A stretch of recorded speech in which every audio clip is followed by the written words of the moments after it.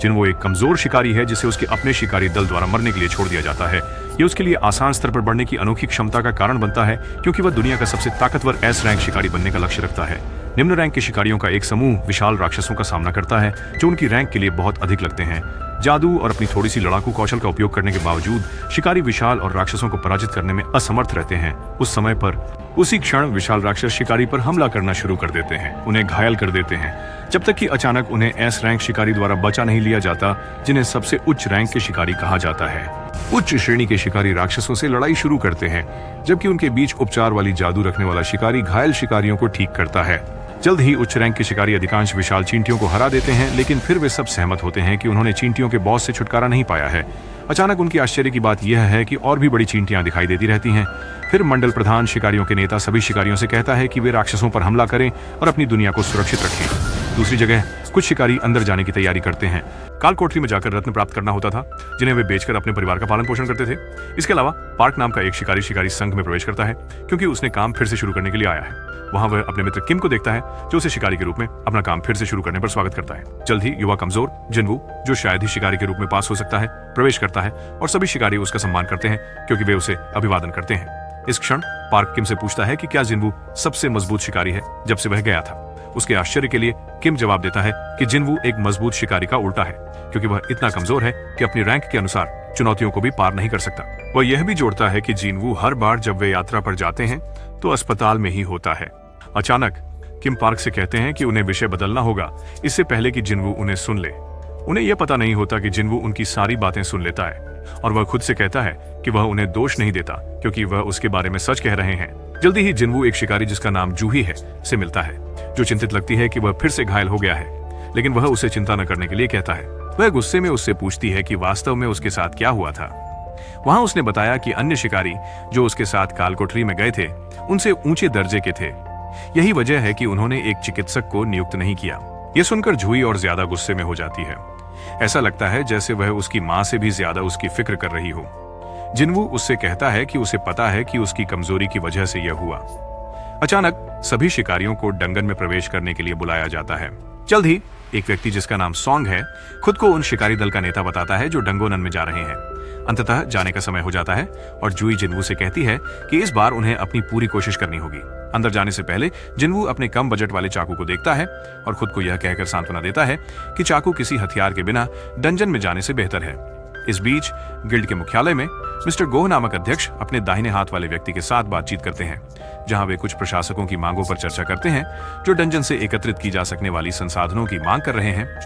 बातचीत के दौरान शिगो जोड़ते हैं कि जब कोई राक्षस मरता है तो एकत्र किए गए पत्थरों को सार पत्थर कहा जाता है, जिसका उपयोग विभिन्न उद्देश्यों के लिए किया जा सकता है। काल कोठरी में जिन्वू एक राक्षस से पत्थर निकालने में सक्षम होता है, तभी अचानक एक और राक्षस उस पर हमला करता है और उसका चाकू तोड़ देता है। राक्षस जिन्वू पर हमला करता है और उसके पेट में वार करता है, जिससे जूही चीख पड़ती है, क्योंकि वह देखती है कि जिन्वू परेशानी में है।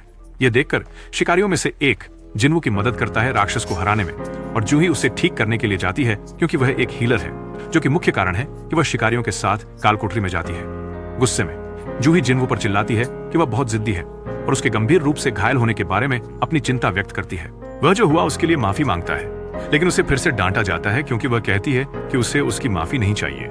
जिन्वू खुद से और अधिक निराश हो जाता है जब वह देखता है कि अन्य शिकारी सभी राक्षसों को हरा चुके हैं। हालांकि जब वह यह विचार कर रहा होता है कि वह कितना कमजोर और मूर्ख है, तभी एक शिकारी अन्य शिकारी को एक नई खोज देखने के लिए बुलाता है जो उसने पाई है। जब शिकारी उस स्थान पर पहुंचते हैं जहां उस शिकारी ने बुलाया था, उन्हें दिखाती है। वे सभी एक गुफा को देखते हैं जो उन्हें आश्चर्यचकित कर देती है, क्योंकि वे ये सोचने लगते हैं कि काल कोठरी के स्वामी को पराजित करने के बाद वहां एक गुफा क्यों है। रहस्यमय गुफा को देखने के बाद सुश्री सॉन्ग शिकारियों से कहती हैं कि कुछ भी करने से पहले उन्हें शिकारियों के संघ के निर्णय का इंतजार करना चाहिए, लेकिन सभी शिकारी असहमत थे, क्योंकि वे सब उसे बताते हैं कि वे वास्तव में काल कोठरी की खोज करना चाहते हैं। मिस्टर सॉन्ग ने कहा कि उन्हें सभी को वोट करना चाहिए, और जब वोट अनिर्णायक होता है तो जिन्वू से कहा जाता है कि वह फैसला करें, क्योंकि उनका वोट टाई तोड़ देगा। कुछ समय सोचने के बाद जिन्वू याद करते हैं कि उन्हें अपनी मां के इलाज और अपनी बहन की ट्यूशन फीस के लिए पर्याप्त पैसे जुटाने होंगे, क्योंकि उनके पिता लापता हो गए थे। अंत में वह यह तय करते हैं कि उन्हें डंगोनन में प्रवेश करना चाहिए, क्योंकि उन्हें अपने परिवार की देखभाल के लिए पैसे की जरूरत है। हालांकि नई जागृत क्षमताओं वाले लोगों को हंटर्स एसोसिएशन में उनकी रैंक दी जाती है, लेकिन एक आदमी गिल्ड मास्टर को फोन करता है, जिसे वह बताता है कि सब कुछ सुचारू रूप से चल रहा है। वह यह भी जोड़ता है कि उन्हें चहन जैसी उनकी शीर्ष स्टार शिकारी मिलने की संभावना नहीं है, उसी समय हेडन एक लड़की को कुछ चोरों से बचाता है जो उसका पर्स छीनने की कोशिश करते हैं, और क्योंकि उसने मदद की, कुछ दर्शक जमा होने लगते हैं क्योंकि वे ध्यान देते हैं कि वही है, जिससे वह तुरंत शाइनस से भाग जाती है। हालांकि शिकारी गुफा में जाते हैं और जिन्वू जूही से माफी मांगता है क्योंकि उसके निर्णय के कारण उन्हें गुफा की खोज करनी पड़ी ताकि डंजन मास्टर को ढूंढ सके।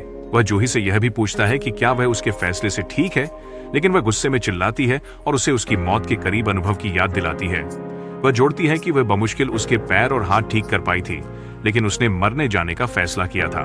बुरा महसूस करते हुए जिन्वू फिर से माफी मांगता है और वह शांत होकर कहती है कि अगर वह उसे माफ कराना चाहता है तो उसे लंच पर ले जाना होगा। जिन्वू शर्त को मान लेते हैं और अंत में वे एक बड़े दरवाजे तक पहुंचते हैं जिसके बारे में वे मानते हैं कि वह डंजियन मास्टर का घर है। इस बीच श्री गोह नवचयनित हंटर्स को संबोधित करते हैं, जबकि वह उन्हें उन पोर्टल्स के बारे में जानकारी देते हैं जिनसे राक्षस इस दुनिया में प्रवेश करते हैं। वह यह भी जोड़ते हैं कि उन्हें सावधान और डर कर रहना होगा शिकारी बनने के लिए। दूसरी जगह शिकारी एक कमरे में प्रवेश करते हैं जिसमें बड़ी मूर्तियां हैं, और जब वे इधर उधर देखते हैं तो कुछ शिकारी निराश हो जाते हैं कि अंदर कोई जानवर नहीं है। लेकिन जब जिन्वू ऊपर देखता है तो वह देखता है कि ताज वाली एक विशाल मूर्ति है जो बाकी मूर्तियों से बड़ी है।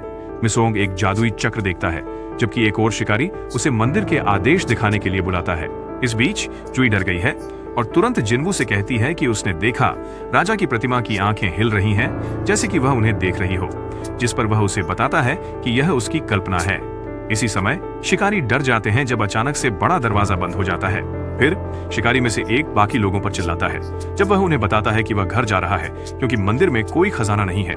शिकारी की बात सुनकर बाकी लोग सदमे में आ जाते हैं जब प्रवेश द्वार पर एक बड़ी मूर्ति अपनी कुल्हाड़ी उठाती है और शिकारी को मार डालती है और फिर से वह स्थिर हो जाती है। ये देखकर शिकारी सोचने लगते हैं कि वे मूर्तियों से लड़ने वाले हैं। डर के मारे जिन्वू अपने जीवन के बारे में सोचने लगते हैं क्योंकि कमरे में उनकी मौत की गंध आ रही है। फिर वह तुरंत पीछे देखता है जैसे ही वह सामने की ओर चलता है कि यह देखने के लिए कि क्या राजा की मूर्ति हिलेगी। तभी उसके जीवन की यादें उसकी आंखों के सामने से गुजरती हैं, क्योंकि वह देखता है कि सबसे बड़ी मूर्ति अपनी आंखें हिलाती है, जैसे कि जूडी ने कहा था। मूर्ति अपनी आंखों से आग निकालती है और जिन्वू चिल्लाता है कि सभी शिकारी नीचे झुक जाएं। लेकिन दुर्भाग्य से मूर्ति की लेजर आंखें कुछ शिकारियों को मार देती हैं, जबकि जो घुटनों के बल झुकते हैं वे बच जाते हैं। इस खतरे की गंभीरता को देखते हुए शिकारी मदद के लिए चिल्लाने लगते हैं, जबकि जिन्वू आखिरकार मान लेते हैं कि वे सभी मरने वाले हैं। शिकारी समझते हैं कि वे सभी बड़ी मुसीबत में हैं और वे सभी चिल्लाने लगते हैं। अपनी बुरी स्थिति को समझते हुए सॉन्ग जिन्वू से मिलने जाते हैं ताकि उनका धन्यवाद कर सकें, क्योंकि उन्होंने सभी को मूर्ति के चलने से पहले झुकने को कहा था। इसके अलावा जिन्वू जुई से बात करने की कोशिश करता है, लेकिन देखता है कि वह इतने सदमे में है कि डर के मारे कांप रही है और फर्श पर बैठी है। सोंग जिन्वू से पूछने जाता है कि अब उन्हें क्या करना चाहिए, लेकिन जिन्वू नोटिस करता है कि श्री सोंग ने अपनी एक बांह खो दी है और अपनी चिंता व्यक्त करता है। मिस सोंग उसे बताते हैं कि वह बिना हाथों के भी प्रबंध कर सकते हैं यदि वह खून बहना रोकने में उनकी मदद करें। इसी दौरान मिस सोंग बताते हैं कि उन्होंने चुई से मदद मांगने के बारे में सोचा होता, लेकिन वह कमजोर दिमाग की है, इसीलिए वह केवल निचले स्तर के हमलों में ही भाग ले सकती है, जबकि वह बी रैंक की हीलर है। मिसोंग जोड़ते हैं कि मंदिर के नियम उन्हें भगवान की पूजा करने, भगवान की स्तुति करने और भगवान में विश्वास करने के लिए कहते हैं। इसके अलावा उन्होंने यह भी कहा कि जो लोग नियमों का पालन नहीं करते वे मंदिर से जीवित बाहर नहीं निकल पाते। ये सुनकर जिन्वू उससे पूछता है कि क्या भगवान वही विशाल मूर्ति है, क्योंकि वह उन पर हमला करना शुरू कर चुकी है। इसी समय शिकारी में से एक, जो अब तक की सारी घटनाओं से थक चुका है, चिल्लाता है कि उसने अभी अभी एक बड़े गिल्ड के साथ एक समझौते पर हस्ताक्षर किए हैं और उसे घर जाना है। फिर जैसे ही वह दरवाजे से भागने के लिए अपनी शक्तियों का उपयोग करने की कोशिश करता है, विशाल मूर्ति उसे एक छोटी छींटी की तरह कुचल देती है। ये महसूस करते हुए कि वे इस जगह से बाहर नहीं निकल सकते, बाकी शिकारियों का मन अशांत हो जाता है, जब तक कि जिन्वू कुछ सोचते नहीं और तुरंत मिसोंग से मंदिर की नियमावली के बारे में पूछने जाते हैं। वह अपने विचार को आजमाकर अपनी जान जोखिम में डालता है, जिससे उसे एहसास होता है कि यदि वह झुकता है तो प्रतिमा हमला नहीं करेगी। ये समझ पहले नियम को स्पष्ट अर्थ देती है, जिसमें कहा गया था कि उन्हें भगवान की पूजा करनी चाहिए। जब वे सब प्रतिमा के आगे झुक गए तो एक शिकारी ने देखा कि प्रतिमा अब उन पर हमला नहीं कर रही थी, बल्कि उसका हाव भाव बदल गया था। वे ऊपर नहीं उठते और मूर्ति भी ऊपर उठती है, लेकिन जिन्वू को यकीन है कि समस्या अभी खत्म नहीं हुई है। अचानक मूर्ति उनकी ओर चलने लगती है और जिन्वू उन्हें बताता है कि अगले नियम में भगवान की प्रशंसा करना है। दुर्भाग्यवश उनमें से कोई भी नहीं जानता कि भगवान की स्तुति कैसे करें, जब तक कि उनमें से एक यह नहीं बताता कि वह विशेषज्ञ है, क्योंकि उसने भगवान की पूजा करना सीखा है। शिकारी प्रतिमा के सामने घुटने टेकता है, जो एक भयानक रूप धारण किए हुए है, और जब शिकारी भगवान से प्रार्थना करने लगता है तो प्रतिमा उस पर पैर रख देती है, उसे वहीं मार डालती है। इस बिंदु पर शिकारियों को पता चलता है कि वे बर्बाद हैं, क्योंकि वे सभी अपनी जान बचाने के लिए दौड़ना शुरू करते हैं। डर के मारे पार्क अचानक बाकी लोगों से कहता है कि उसे घर जाना है, जैसे ही उसकी गर्भवती पत्नी और छोटा बेटा उसका इंतजार कर रहे हैं। हालांकि जैसे ही वह दरवाजे पर मूर्ति के सामने शरण लेने भागता है, मूर्ति उसे 2 हिस्सों में काट देती है।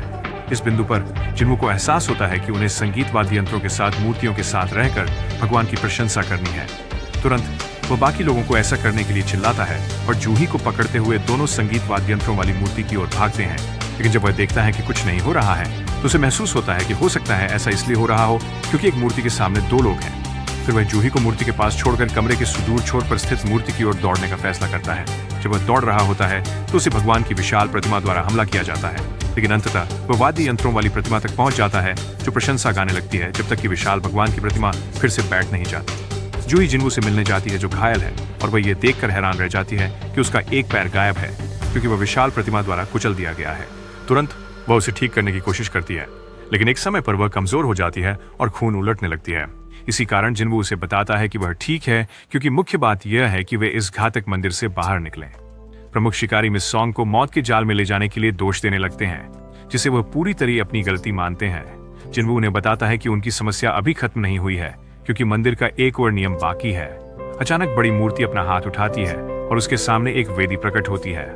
इस समय बाकी शिकारियों को लगता है कि मिस्टर सॉन्ग को बलिदान के रूप में पेश करना एक अच्छा विचार होगा, क्योंकि उनकी गलती थी कि वे मंदिर में फंस गए थे। श्री सॉन्ग जीवित बलिदान बनने का निर्णय लेते हैं और वेदी की ओर बढ़ते हैं। ठीक उसी समय वे देखते हैं कि कुछ हो रहा है और जिन्वू से पूछते हैं, जो तुरंत मदद मांगता है ताकि वेदी के करीब जाकर जांच कर सके। जैसे ही 2 शिकारी जिन्वू को वेदी तक ले जाते हैं, वेदी उन लोगों की संख्या के अनुसार जल उठती है जो घेरे में हैं। फिर जिन्वू पूछता है कि पोर्टल पूरी तरह से कब खुलेगा, जिस पर मिस सॉन्ग उसे बताती हैं कि पोर्टल 7वें दिन खुलेगा, जो आज का दिन है। जिन्वू याद दिलाता है कि उन्हें यहाँ से जाना होगा, नहीं तो राक्षस उन्हें मार देंगे। मानव क्षेत्र में प्रवेश करते रहते हैं। इसे रोकने के लिए जिन्वू बाकी शिकारियों से जादुई चक्र में प्रवेश करने के लिए कहते हैं और तुरंत ही दरवाजा खुल जाता है। लेकिन फिर हथियारों वाले विशाल मूर्तियां उनके पास आने लगती हैं। कुछ देखकर जिन्वू शिकारियों को हथियारों वाली मूर्तियों पर ध्यान केंद्रित करने का निर्देश देते हैं, और जब वे ऐसा करते हैं तो मूर्तियां रुक जाती हैं। किसी बिंदु पर कुछ शिकारी मूर्तियों पर अपनी नजरें नहीं रोक पाते और दरवाजे से बाहर भागने लगते हैं, और हर बार जब कोई भागता है दरवाजा धीरे धीरे बंद होता है। शिकारियों के बच निकलने के बाद और अब जूही, मिस्टर सॉन्ग और जिन्वू ही रह गए हैं। मिस सॉन्ग जूही से कहती हैं कि वो जिन्वू के साथ जाए, लेकिन वह अपना शरीर नहीं उठा पाती क्योंकि उसके जादुई पॉइंट्स खत्म हो चुके हैं। जिन्वू अचानक सुश्री सॉन्ग पर चिल्लाते हैं कि वे जूही को मंदिर से बाहर ले जाएं। फिर वह उसे वह आवश्यक पत्थर देते हैं जो उन्होंने पहले प्राप्त किया था, ये सोचकर कि अगर वह मंदिर से बाहर नहीं निकल पाए। हालांकि जैसे ही वे दोनों निकलते हैं, जिन्वू अचानक एक नायक बन जाते हैं और वह मूर्तियों पर चिल्लाते हैं कि वह सुनिश्चित करेंगे कि वे उनमें से एक को मार डालें। कुछ मिनटों बाद मूर्तियां उसे घेर लेती हैं और अपने विशाल हथियारों से उसे आहत करने लगती हैं। तब जिन्वू को एहसास होता है कि वह फंस चुका है और रोने लगता है, क्योंकि वह महसूस करता है कि वह बहुत कमजोर रहा है और मरना नहीं चाहता, क्योंकि उसे अपने परिवार के पास भी लौटना है। अंततः मूर्तियां उसे मार देती हैं, लेकिन मरने से पहले वह अपने दुखी जीवन और अपने परिवार के बारे में सोचता है। ठीक उसी समय एक अजीब प्रणाली उसके सामने प्रकट होती है, और यह पढ़ने से पहले कि वह क्या है, वह मरने से पहले अनुबंध स्वीकार कर लेता है। अचानक जिन्वू जाग जाता है और खुद को अस्पताल में पाता है। वह तुरंत अपने शरीर के अंगों की जांच करता है और देखता है कि वे सभी सही सलामत हैं और कहीं भी उसे चाकू मारे जाने के निशान नहीं है। वह सोचने लगता है कि क्या उसने कोई डरावना सपना देखा था, लेकिन उसके विचार अचानक तब बाधित हो जाते हैं जब 2 अजीब आदमी उसके कमरे में प्रवेश करते हैं। उनमें से एक अपना परिचय वू के रूप में कराता है, जो हंटर्स एसोसिएशन का मैनेजर है, लेकिन जिन्वू उनसे पूछता है कि वे उससे क्या चाहते हैं। इसके अलावा वह उनसे पूछता है कि मिस्टर सॉन्ग और जूही कैसे हैं, क्योंकि उसने सीखा कि वह 3 दिनों तक बेहोश था। वो बताते हैं कि मिस्टर सॉन्ग को अपना हाथ खोने के कारण शिकारी के रूप में रिटायर होना पड़ेगा, और वह यह भी जोड़ते हैं कि जूही शायद शिकारी के रूप में जारी नहीं रह पाएंगी, क्योंकि वह आघात से गुजर रही हैं और मानसिक स्वास्थ्य देखभाल ले रही हैं। वह जिन्वू को यह भी बताता है कि जब उन्होंने गुफा में विशेषज्ञों के एक समूह को भेजा तो वे उन विशाल मूर्तियों को नहीं ढूंढ पाए जो उत्तरजीवियों ने वर्णित की थीं, लेकिन वहां उन्होंने केवल उसे अचेत हालत में पाया। ये सुनकर जिन्वू सोचने लगते हैं कि क्या हुआ था, लेकिन वो उन्हें बताते हैं कि उन्हें लगता है कि उनके साथ दूसरी जागृति हुई होगी। जल्दी ही जिन्वू उत्साहित हो जाता है जब उसे मैनोमीटर पर अपना हाथ रखने के लिए कहा जाता है ताकि उसकी रैंक निर्धारित की जा सके। जैसे ही वह अपना हाथ मीटर पर रखता है, वह परिणाम से बेहद उत्साहित हो जाता है, लेकिन फिर वो उसे बताता है कि वे गलती कर चुके थे और चला जाता है। जब वे दोनों आदमी जाते हैं, वे चर्चा करते हैं कि जिन्वू एक साधारण नागरिक है, क्योंकि मैनोमीटर 10 दिखाता है, जबकि ई रैंक वाले शिकारी 70 तक पहुंच पाते हैं। हालांकि जिनवू वू की बात से निराश हैं और तभी वह सिस्टम बार देखते हैं जो उन्होंने बेहोश होने से पहले देखा था। फिर वह सोचते हैं कि उन्होंने इसके बारे में उनसे क्यों नहीं पूछा, जिससे उन्हें यह निष्कर्ष निकलता है कि शायद वही इसे देख रहे हैं। अचानक जन्ना, उनकी छोटी बहन, आती है और उन पर लापरवाह होने और उन्हें चिंतित करने के लिए चिल्लाने लगती है। वह जोड़ती है कि अगर वह फिर से घायल होता है तो वह स्कूल छोड़ देगी और नौकरी करेगी ताकि वह भी हंटर होना छोड़ दे। समझते हुए कि वह कितनी चिंतित रही होगी, जिनवू माफी मांगता है और उससे पूछता है कि क्या वह इस सामने की सिस्टम बार देख सकती है, लेकिन वह गुस्सा हो जाती है और पूछती है कि वह किस बारे में बात कर रहा है। समझकर कि वही अकेला इसे देख सकता है, वह कहता है कि चिंता मत करो। फिर वह उससे पूछता है कि गेम्स में नोटिफिकेशन बार कैसे खोलते हैं, जिससे उसे लगता है कि वह उसे चिढ़ा रहा है। वह उसे बताने के बाद अपने दोस्त सोंगी के साथ, जो दरवाजे के पास बैठी हुई थी, तुरंत स्कूल के लिए निकल जाती है। जल्द ही जिनवू सोचने लगते हैं कि सिस्टम बार का क्या मतलब है और कुछ संदेशों को देखने का प्रयास करते हैं जिन्हें वह समझ नहीं पाते। वह यह भी देखते हैं कि सिस्टम आई ज्ञात्स बार कहता है कि उसे एक दैनिक शक्ति कार्य पूरा करना है और अगर वह इसे पूरा नहीं करता है तो उसे एक उपयुक्त जुर्माना दिया जाएगा। हालांकि वह सोचते हुए वापस अपने बिस्तर पर चला जाता है कि उसे दी गई स्क्वाट्स और पुशअप्स करने के लिए ऊर्जा कहां से मिलेगी। वैसे वो अध्यक्ष को जिनवू के परीक्षण की रिपोर्ट देते हैं और अध्यक्ष उन्हें बताते हैं कि सुनिश्चित करें कि शिकारी सुरक्षित है। इस बीच चाहायन, जो एक प्रसिद्ध शिकारी हैं, से मेंटर के रूप में रैंक आलोचना में शामिल होने के लिए कहा जाता है, लेकिन वह इस जिम्मेदारी को टालने की कोशिश करती है, जिससे प्रभारी व्यक्ति उन्हें बताते हैं कि उन्हें बस स्वाभाविक रूप से कार्य करना है ताकि नए भर्ती हुए शिकारी उनसे सीख सकें, उनके गिल्ड का भविष्य सुनिश्चित करने के लिए। कहीं और एक विशाल पोर्टल अचानक सड़क के बीच में प्रकट होता है और जो लोग अपनी दैनिक गतिविधियों में लगे होते हैं वे अचानक रुक जाते हैं और अपनी जान बचाने के लिए दौड़ने के बजाय पोर्टल को देखते हैं। उस रात बाद में जब जिनवू अस्पताल में सो रहे होते हैं तो वे अचानक एक तेज आवाज सुनते हैं जो उन्हें गिरा देती है, लेकिन जब वह अपनी आंखें खोलता है तो खुद को रेगिस्तान में एक विशाल राक्षस द्वारा पीछा करते हुए पाता है। वहां वह सिस्टम बार देखता है जो दिखाता है कि उसे राक्षस से बचते हुए 3 घंटे तक जीवित रहना होगा। जबकि अस्पताल में नर्सें जिनवू की जांच करने जाती हैं तो पता चलता है कि वह अपने कमरे में नहीं है। 3 घंटे तक अपनी जान बचाने के लिए दौड़ने के बाद जिनवू अचानक फिर से अस्पताल में खुद को पाता है और जब नर्सें उसे देखती हैं तो वे तुरंत उसे उठाने में मदद करती हैं। सोचने के बाद कि अभी क्या हुआ, जिनवू को एहसास होता है कि वह राक्षस उस व्यायाम का परिणाम था जो उसने उस दिन पहले नहीं किया था। अगले दिन जिनवू सिस्टम बार के निर्देशों का पालन करते हुए व्यायाम करना शुरू कर देता है और तब से उसे आत्म उपचार और अंक जैसे पुरस्कार मिल रहे हैं जिन्हें उसकी ताकत और चपलता जैसी किसी भी क्षमता में लगाया जा सकता है। नर्सें यह देखकर हैरान हैं कि उनका मरीज होश में आने के बाद से हर दिन व्यायाम कर रहा है।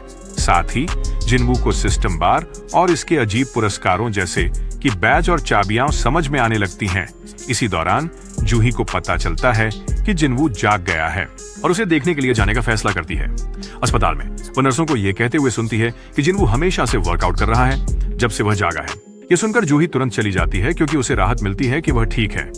हालांकि जिनवू अपनी मां से मिलने अस्पताल जाता है जहां वह बताता है कि उसे बताया गया था कि उसे एक दुर्लभ बीमारी है जो राक्षसों द्वारा खोले गए पोर्टल गेट्स के कारण होती है। साथ ही वह याद करता है कि उसने अपनी मां के इलाज का खर्च उठाने के लिए नौकरी पाने के लिए किस तरह मेहनत की थी। अपनी कमजोरी के कारण जो कुछ भी सहना पड़ा था उसे याद करते हुए वह तय करता है कि वह अपनी सभी क्षमता अंकों को अपनी ताकत में डाल देगा ताकि वह मजबूत बन सके। क्या करना है यह सोचने के बाद जिनवू सिस्टम बार द्वारा कही गई इंस्टेंट डंजन में जाने का निर्णय लेता है, लेकिन जब वह एक पोर्टल खोलने के लिए अपनी मिली हुई चाबी का उपयोग करता है तो वह तय करता है कि यदि डंजन उसके लिए बहुत खतरनाक हो जाता है तो वह भाग जाएगा। जैसे ही वह डंगोनन में प्रवेश करता है उसे अचानक एहसास होता है कि वह वापस नहीं जा सकता और सिस्टम उसे बताता है कि उसे वापस जाने से पहले डंगोनन को साफ करना होगा। वह कालकोठरी में प्रवेश करता है और जल्द ही अपने बारे में कम आत्मविश्वास महसूस करने लगता है जब तक कि उस पर अचानक कुछ गोब्लिन हमला नहीं कर देते जो उन जैसे दिखते हैं जिन्होंने उसे पिछले छापे के दौरान मारा था। वो गोब्लिन से लड़ना जारी रखता है और जल्द ही उनमें से एक को हराता है जिससे उसे और मजबूत लड़ने और सभी को हराने की प्रेरणा मिलती है। गॉब्लिन्स को हराने के बाद वह महसूस करता है कि वह मजबूत हो गया है, लेकिन यह नहीं जानता कि वह बर्बाद होने वाला है। एक विशाल भेड़िया अचानक उस पर हमला करता है और उसे एहसास होता है कि वह अभी मारे गए गॉब्लिन्स से कहीं ज्यादा मजबूत है। वह डर जाता है जब अचानक उसे ध्यान आता है कि उसकी टांगें नहीं हिल रही हैं। इस कारण उसे उसकी पिछली छापा मारने में हमला करने वाली विशाल मूर्तियों की झलकियां मिलने लगती हैं, जिससे उसे एहसास होता है कि वह आघातग्रस्त है। भेड़िया जिनवू के चेहरे को खरोंचने में कामयाब हो जाता है, जिससे वह सोचने लगता है कि वह घर लौटने में कैसे जीवित रहेगा, क्योंकि वह जानता है कि भेड़िया उससे ज्यादा ताकतवर है। जैसे ही भेड़िया फिर से उस पर हमला करने की कोशिश करता है, वह अचानक कूद जाता है और महसूस करता है कि उसका शरीर सामान्य से हल्का है। वह भेड़िए को चेहरे पर जोर से घूंसा मारकर वापस लड़ने का निर्णय लेता है, लेकिन वो खुद से कहता है कि उसके हमले भेड़िए पर असर नहीं कर रहे हैं और वह सोचने लगता है कि कैसे वह भेड़िए को हराने वाला था। तभी अचानक उसे याद आता है कि उसके पास हथियारों के साथ एक इन्वेंट्री है और जब वह इन्वेंट्री को बुलाता है तो वह एक तलवार निकालता है जो समय पर थी भेड़िए को वार करने के लिए। जब उसने उस पर हमला करने की कोशिश की, वह भेड़िए को हरा देता है और उसे अधिक आत्मविश्वास होता है कि वह डंगियन से जीवित बचेगा। फिर वह देखता है कि 2 और भेड़िए उसकी ओर आ रहे हैं और वह एक को मार देता है जबकि दूसरा भाग जाता है। वह आराम करने के लिए बैठता है और फिर अपने मेन्यू बार की ओर देखता है, केवल यह देखने के लिए कि वह स्तर 2 तक उन्नत हो गया है। जल्दी ही वह खड़ा होता है जाने के लिए और जांचता है कि क्या उसे उन भेड़ियों में कोई सार पत्थर मिलेगा जिन्हें उसने मारा था, लेकिन उसकी जगह उसे एक वस्तु मिलती है जिसे बेचा जा सकता है। उसे बेचने के बाद उसे 20 सोने मिलते हैं, जिससे वह सोचने लगता है कि यदि इसे बदला जाए तो क्या यह अधिक पैसा कमाएगा। कुछ मिनटों बाद अचानक वह देखता है कि वह काफी सारे भेड़ियों से घिरा हुआ है और उसकी सारी जिंदगी उसकी आंखों के सामने गुजर जाती है। लेकिन फिर वह दृढ़ निश्चय कर लेता है और भेड़ियों को मारना शुरू कर देता है। भेड़ियों को हराने के बाद सिस्टम उसे बताता है कि उसने भेड़िया हत्यारे का नया खिताब प्राप्त किया है। वह कुछ देर आराम करने का निर्णय लेता है जब वह नोटिस करता है कि उसकी तलवार अब अधिक देर तक नहीं चलेगी। यूजा को सिस्टम बार को चेक करना पड़ा और देखता है कि उसे बेचने के लिए अधिक दांत मिले हैं और एक यात्री की चोगा और एक टेलीपोर्टेशन पत्थर भी मिला है। इस समय जिन्बू वापस घर जाने या गुफा में रहने और मजबूत बनने के बारे में सोचने लगता है। अंततः वह गुफा में रहने का निर्णय लेता है। इस बीच जूहुई को हंटर एसोसिएशन से कॉल आता है कि उन्हें उस पोर्टल पर रेड में शामिल होने के लिए हीलर्स की जरूरत है जो जानवरों द्वारा खोला गया था। लेकिन जब उसे याद आता है कि जिन्बू ठीक है तो वह मुस्कुराती है और नौकरी के बारे में सोचती है और जाने के लिए स्वीकार कर लेती है। काल कोठरी में जिन्बू और गहराई तक जाता रहता है जब तक वह अंततः काल कोठरी के मास्टर के पास नहीं पहुंच जाता। विशाल सांप का दैत्य तेजी से उस पर हमला करता है और जब वह अपनी जिंदगी की सबसे बड़ी पिटाई खाने लगता है, मेरी निराशा अथाह है और मेरा दिन बर्बाद हो गया। वह याद करता है कि अन्य शिकारी उसे सबसे कमजोर होने के कारण मजाक उड़ाते थे, जिससे वह राक्षस को हराने और मजबूत होने के लिए अधिक दृढ़ हो जाता है। वह चिल्लाता है कि वह स्तर 15 तक बढ़ गया है और अभी भी कमजोर है, लेकिन वह अपनी रणनीति बदलता है और विशाल को हरा देता है। सांप दानव कई असफल प्रयासों के बाद पराजय के बाद वह हंसने लगता है जब सिस्टम बार दिखाता है कि उसने स्तर बढ़ाया है। फिर उसे एक हथियार और विष द्रव्य भी मिलता है। सिस्टम यह भी दिखाता है कि उसने काल कोठरी को हरा दिया है और अचानक सब कुछ पहले जैसा हो जाता है और वह एक स्टेशन से बाहर निकलता है। तभी एक अधिकारी उसे रोकता है जो उसे बताता है कि उसकी जान खतरे में है। अधिकारी देखता है कि जिन्बू तलवार पकड़े हुए हैं और पूछता है कि क्या वह शिकारी है, जिस पर वह जवाब देते हैं कि हाँ वह है। अधिकारी उन्हें बताते हैं कि उन्हें एक विशाल राक्षस से लड़ना होगा जो उनके पास मौजूद शिकारी संख्या के लिए बहुत शक्तिशाली है। मौके पर पहुंचकर जिन्बू देखता है कि जितने प्रकार के राक्षस के साथ वे लड़ रहे हैं उसके लिए शिकारी निम्न स्तर के हैं और वह यह भी देखता है कि जोई उपचारकों में से है। हालांकि जब वह ध्यान केंद्रित करने की कोशिश करती है तो वह पिछली बार के बड़े मूर्तियों को याद कर कमजोर हो जाती है। यह देखकर जिन्बू को एहसास होता है कि वह अब भी उस अनुभव से आहत है जो उन्होंने सहा था। जिन्बू फैसला करते हैं कि वे अपने टूटे हुए तलवार का इस्तेमाल करके तलवार को मॉन्स्टर की ओर फेंकने के लिए एक प्रकार की ताकत का उपयोग करेंगे ताकि उसकी रक्षा को तोड़ा जा सके। और जब वह ऐसा करते हैं तो शिकारी मॉन्स्टर को हरा पाने में सक्षम हो जाते हैं। इसके तुरंत बाद जिन्बू वहां से चला जाता है और शिकारी में से एक ये सोचने लगता है कि वह शक्ति क्या थी, क्योंकि वे लंबे समय से उस राक्षस को हराने की कोशिश कर रहे थे। यह जानने के लिए कि किसने उनकी मदद की, शिकारी ने अधिकारी से पूछा कि शिकारी कौन था, लेकिन इससे पहले कि वे शिकारी को ढूंढ पाते जिन्बू जा चुका था, जिससे शिकारी इस नतीजे पर पहुंचा कि वह अजीब शिकारी जरूर एक शक्तिशाली शिकारी होगा। हालांकि जैसे ही जिन्बू आगे बढ़ता है वह खुद से कहने लगता है कि शिकारियों ने पहले ही उस राक्षस को कमजोर कर दिया था और तभी उसने तलवार फेंकी थी। इस बीच जूली तलवार देखती है और समझ जाती है कि यह उसके दोस्त के लिए है। जिन्बू अस्पताल में चर्चा का विषय बन जाता है क्योंकि सभी महिला नर्सें उसके सुडौल और मांसल शरीर पर मोहित होती हैं। वे सभी इस बारे में राय देती हैं कि वह कितना आकर्षक और प्यारा है। जल्द ही उनमें से एक उसे यह जानकारी देने जाती है कि उसे उस दिन छुट्टी मिल जाएगी। वहां पहुंचने पर वह चौंक जाती है जब वह देखती है कि उसके मांसपेशियां कितनी मजबूत हैं और जाने से पहले वह पूछती है कि क्या उसे उसका संपर्क जानकारी मिल सकता है, और वह उसे वही देता है जहां उसे उसके परीक्षण के परिणाम भेजने हैं। जब वह जाता है घर पहुंचने पर जेन्ना देखती है कि उसका भाई अब लंबा और अधिक मांसल हो गया है और उससे पूछती है कि क्या उसने व्यायाम किया है। जिम जवाब देता है कि उसने थोड़ा व्यायाम किया है। फिर तुरंत उसे एक छाता देता है और कहता है कि वह अपने रास्ते पर जाए। अकेले वह सिस्टम बार पर नजर डालता है और जितना वह भ्रमित है वह अपनी क्षमताओं को कम रखने का निर्णय करता है क्योंकि वह किसी भी प्रकार का ध्यान आकर्षित नहीं करना चाहता। उसे घर के मालिक से भी फोन आता है कि उसे अपना किराया चुकाना होगा और इससे वह तुरंत अपने फोन के जरिए देखता है कि कौन कौन से डंगन्स हैं जिनकी वह खोज कर सकता है। वह एक पेशकश देखता है और पैसे की तलाश में निकलने का निर्णय लेता है। वहां समूह का नेता अपना नाम वोंग बताता है, जबकि वहां के एक शिकारी अचानक जिन्बू को सबसे कमजोर शिकारी के रूप में पहचानते हैं। वोंग शिकारी की ओर से माफी मांगता है और समझाने की कोशिश करता है कि यह डंगन एक सी रैंक डंगन है जिसे अधिक शिकारी की आवश्यकता है।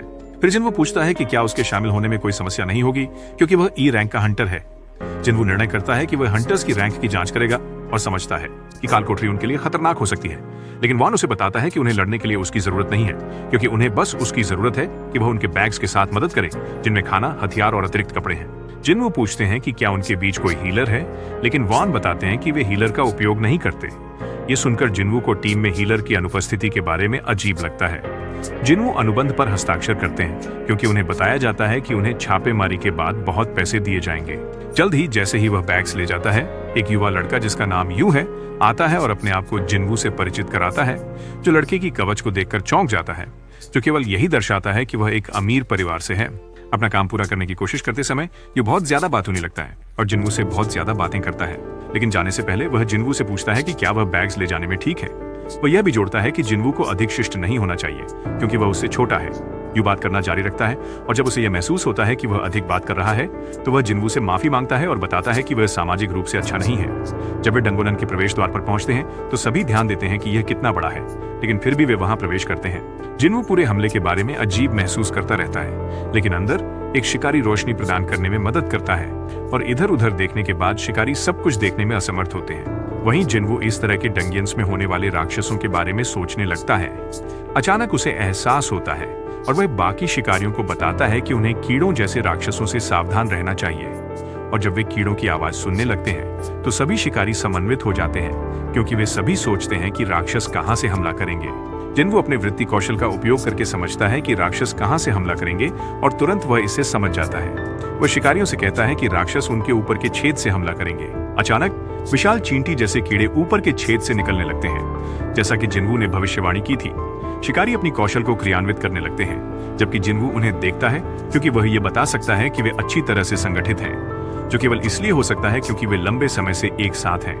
वह पहुंचता है। हर किसी के कौशल का मूल्यांकन करते हुए उसने निष्कर्ष निकाला कि पुराने उपकरण उसके कौशल की कमी को पूरा कर रहे हैं, लेकिन फिर भी उसे लगता है कि कुछ न कुछ गलत हो सकता है क्योंकि उनके पास कोई हीलर नहीं है।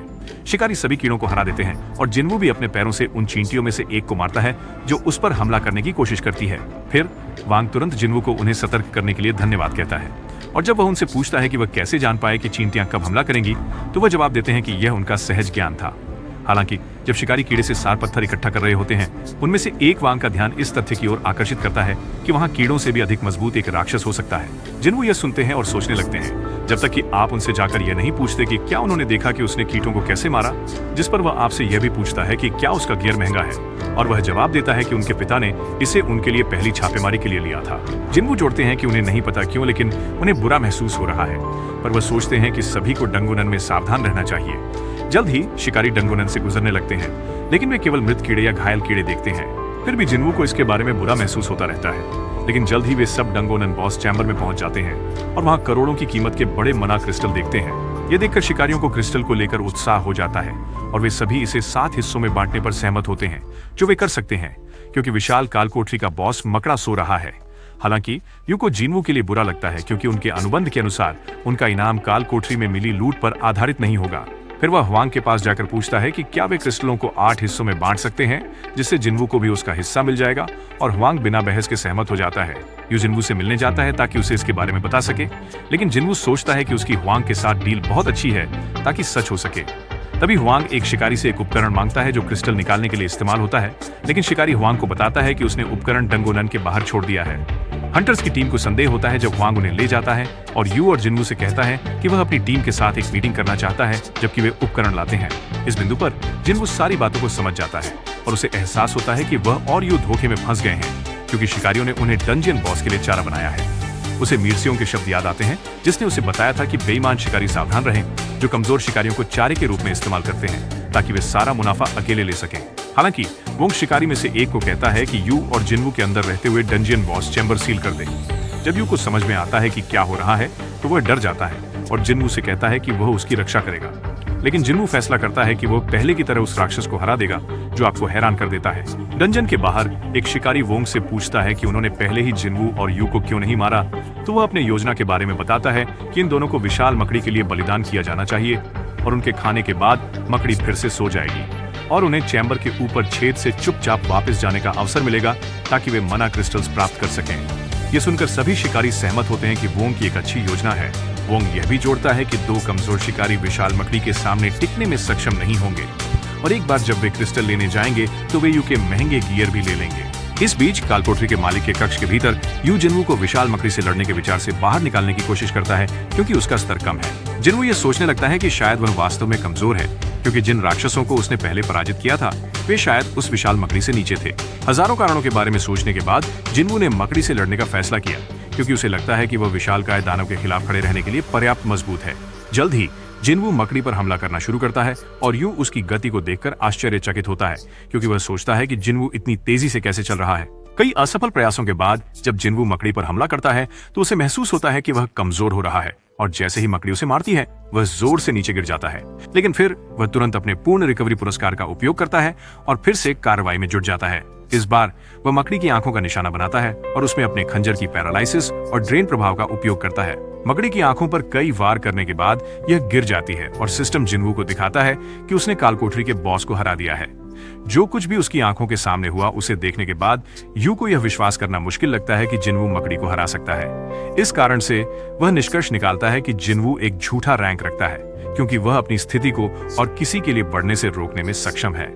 वह तुरंत जिन्वू के नाम को बॉस में बदल देता है और उसे कुछ पानी ऑफर करता है जबकि वह क्रिस्टल निकालने की शुरुआत करता है।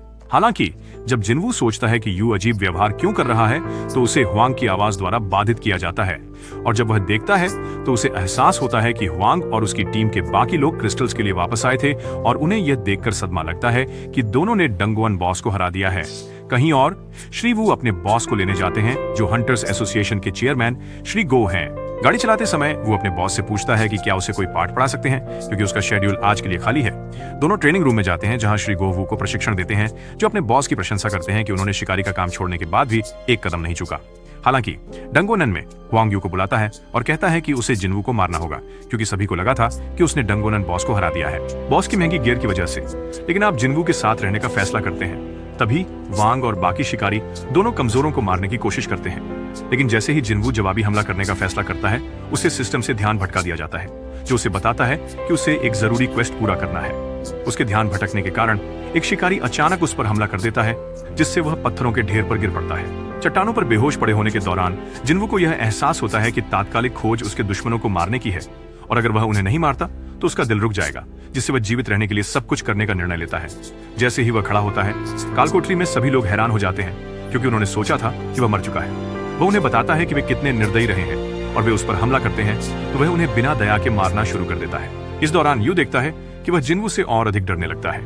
हालांकि सभी शिकारियों को अपनी तेज चालों और खंजर से हराने के बाद वह हुआंग का सामना करता है जो तुरंत एक ऊर्जा क्षेत्र का उपयोग करता है जिससे उसका शरीर स्टील जैसा सख्त हो जाता है। फिर भी जिन्वू उस पर हमला करता है और उसे जमीन पर पटक देता है जो हुआंग को यह विश्वास दिलाता है कि जिन्वू कोई साधारण शिकारी नहीं है। अपने जीवन के समाप्त होने की घड़ी जानकर हुआंग जिन्वू से उससे प्रार्थना करना शुरू करता है लेकिन जिन्वू उसे बताता है कि उसने उसे 3 बार मारने की कोशिश की थी और अब जब वह पलटकर मुकाबला करने की कोशिश करता है तो वह दया के लिए प्रार्थना कर रहा है। बिना किसी और देरी के जिन्वू हुआंग को मार देता है लेकिन मरने से पहले वह जिन्वू से कहता है कि उसे अपने भाई से डरना चाहिए। जिन्वू इसे नजरअंदाज करता है और उसे मार देता है। अचानक कालकोठरी गिरने लगती है और वह कहता है कि उन्हें जाना होगा। जब वे बाहर आते हैं तो हंटर्स एसोसिएशन का एक अधिकारी कालकोठरी की जांच करने आता है और जब वे उसे बताते हैं कि अन्य शिकारी मर चुके हैं तो वह चकरा जाती है कि निम्न स्तरीय शिकारी जीवित बाहर आ गए। लेकिन फिर जब वह उसके गियर को देखती है तो उसे एहसास होता है कि यह एक नया, महंगा और लोकप्रिय प्रकार का गियर है। वो तुरंत निष्कर्ष निकालती है कि उन्हें सारा काम किया जबकि जिन्वू एक कोने में छुपा रहा। उसके जाने के बाद यू जिन्वू को बुलाता है और उसे बताता है कि उसके साथ अच्छी छापेमारी हुई।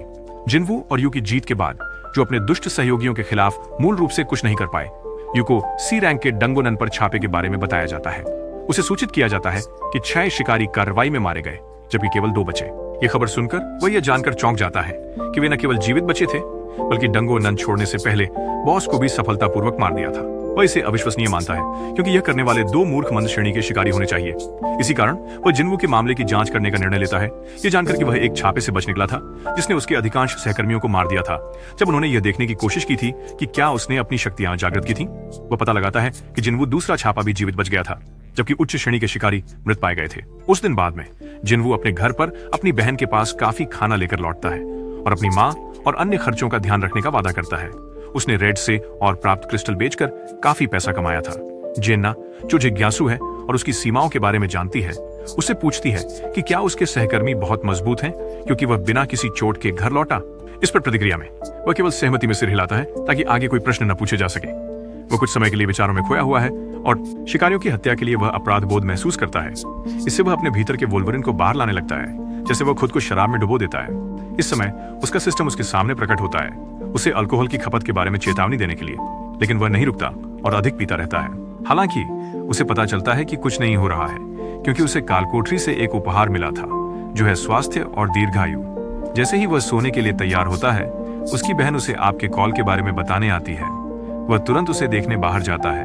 वहां यूं उसे आश्वस्त करता है कि उसने किसी को भी जिन्वो के द्वारा कालकोठरी में इंसानों को मारने के रहस्य के बारे में नहीं बताया है। इसके अलावा यूं कहता है कि वह एक स्ट्राइक टीम बनाना चाहता है। यह सुनकर जिन्वो तुरंत ही अनिच्छुक हो जाता है। वह उठकर जाने लगता है, लेकिन यू उससे विनती करता है और अपनी सच्ची मंशा बताता है। जाहिर है बेखबर बेवकूफ गिल्ड मास्टर बनना चाहता है और इसके लिए जिन्वो की मदद की जरूरत है। यह सुनकर वह वापस बैठ जाता है और यू की बात सुनता है कि कैसे उसे अपने पिता की कंपनी के लिए गिल्ड मास्टर बनने के लिए 20 छापों की जरूरत है। क्योंकि उन्होंने अभी एक पूरा किया था, उसे मालिक बनने के लिए 19 और की आवश्यकता है और यह जिन्वो के समर्थन के बिना संभव नहीं है। वह आगे मानता है कि उसका पिता उसकी सफलता की कहानी पर विश्वास कर लेगा, क्योंकि जिन्वो केवल ई रैंक का है। हालांकि वह गुप्त रूप से बी रैंक के शिकारी जितना शक्तिशाली है। उसे मनाने के लिए यूं उसे एहसान के बदले 33 अरब की पेशकश करता है।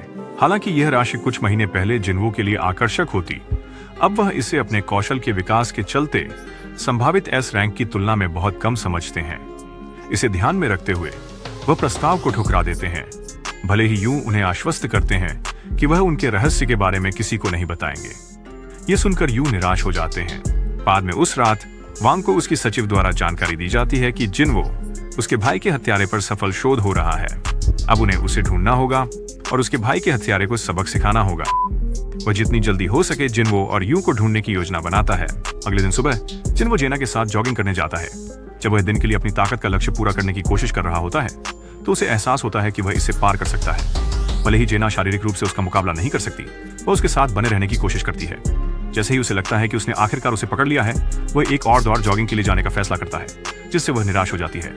इस दौड़ और व्यायाम के दौर को पूरा करने के बाद जिन्वो को एहसास होता है कि उनके व्यायाम के अंक केवल वास्तविक लक्ष्य के 2 गुने तक ही रुक सकते हैं। उसी समय उसे अपने दैनिक व्यायाम के इनाम के रूप में एक धन्य रैंडम लूट बॉक्स की चाबी मिलती है कि चाबी का उपयोग किले के तहखाने में जाने के लिए किया जा सकता है, जहां वह जीवन के अमृत के घटक को प्राप्त कर सकता है, एक औषधि जो शक्तिशाली जादू से सभी बीमारियों को ठीक करती है। ये देखते ही उसके मन में सबसे पहले यही ख्याल आता है कि अपनी माँ को कैसे बचाया जाए। बिना कोई दूसरी बात सोचते हुए वह उस स्थान का द्वार खोलता है, लेकिन उसके दिल में भयानक डर है। बच निकलने की योजना के तहत वह निर्णय करता है कि यदि चीजें असहनीय हो जाएं, तो वह अपनी प्राप्त पत्थर से खुद को टेलीपोर्ट कर लेगा। हालांकि वह अभी मुश्किल से उस खतरनाक जगह में बसा ही था कि एक जंगली 3 सिर वाला राक्षस ने उस पर हमला कर दिया। खतरे में देख वह अपने जादुई तलवार को म्यान से निकालता है ताकि राक्षस को काट सके, ये सोचते हुए कि यह उसे टुकड़ों में काट देगी, जैसे कि अन्य राक्षस जिसे उसने डंगो नन में मारा था। दुर्भाग्यवश ऐसा नहीं होता है। इसके बजाय वह उस पर वापस कूदता है और ज्यादा समय बर्बाद किए बिना उसे टुकड़ों में काटने लगता है और उसकी एक हाथ को तेजी से काट देता है। यह जिनवड़ को अंदर तक हिला देता है और वह एक बहुत तेज चीख निकालता है। वह तुरंत छिप जाता है और अपनी शक्ति को पुनः प्राप्त करने की कोशिश करता है, लेकिन इस बार जानवर फिर से उस पर हमला करता है, उसकी ऊर्जा और जीवन को खत्म कर देता है। जल्द ही जिनवुड को मौत उसके पास आती दिखाई देती है, जबकि उसका सिस्टम उसे चेतावनी देता रहता है। जब उसे एक उपचार औषधि नजर आती है जो उसकी एचपी बढ़ा सकती है, तो उसे एक आशा की झलक मिलती है। दुर्भाग्य से और 3 खरीदने के बाद भी इसने उसकी एचपी केवल 300 तक बढ़ाई, जो बहुत कम थी। आगे स्क्रॉल करते हुए उसे एक जहर मिलता है जो उसे जिस युद्ध का सामना कर रहा है उसके मैदान पर अधिक समय तक टिकने में मदद कर सकता है। जोखिम लेने के बाद राक्षस तुरंत उस पर हमला करता है और वह खुद को उसकी जबड़ों में फंसा हुआ पाता है। उसी समय वह मौका पाकर राक्षस की आंखों पर लगातार वार करने लगता है। ऐसा करने से राक्षस और भी ज्यादा गुस्सा हो जाता है, लेकिन काटने के दर्द से वह और भी उत्तेजित हो जाता है और आंख में ज्यादा जोर से वार करता है। राक्षस को मृत छोड़ देता है। खून से लथपथ वह थका हुआ है और अपने पैरों पर खड़ा होने के लिए संघर्ष करता है। इस राक्षस को हराने के लिए उसे जीवन अमृत का सूत्र प्राप्त होता है। हालांकि वह समझता है कि इसके लिए आवश्यक सामग्री हासिल करने के लिए उसे राक्षस के महल में और गहराई तक जाना होगा। जिस राक्षस का उसने सामना किया था वो इतना शक्तिशाली था कि उसे लगता है आगे के राउंड में वो राक्षस का मुकाबला नहीं कर पाएगा अगर वो इसी हालत में जाता है। इसलिए वो घर लौटने का फैसला करता है और अधिक शक्तिशाली होकर वापस आने का सोचता है। वापसी पर जिन्वू अपने बीमार मां के साथ अस्पताल में समय बिताने जाता है। जैसे ही वो असहाय पड़ी हैं, वह कल्पना करता है कि जीवन अमृत हाथ में लेने की अनुभूति कैसी होगी। वह आशा करता है उसकी मां की अनंत नींद की बीमारी को ठीक करेगा। तभी उसे एहसास होता है कि उसके पास सामग्री प्राप्त करने की ताकत नहीं है और वह अधिक शक्तिशाली बनने का निश्चय करता है।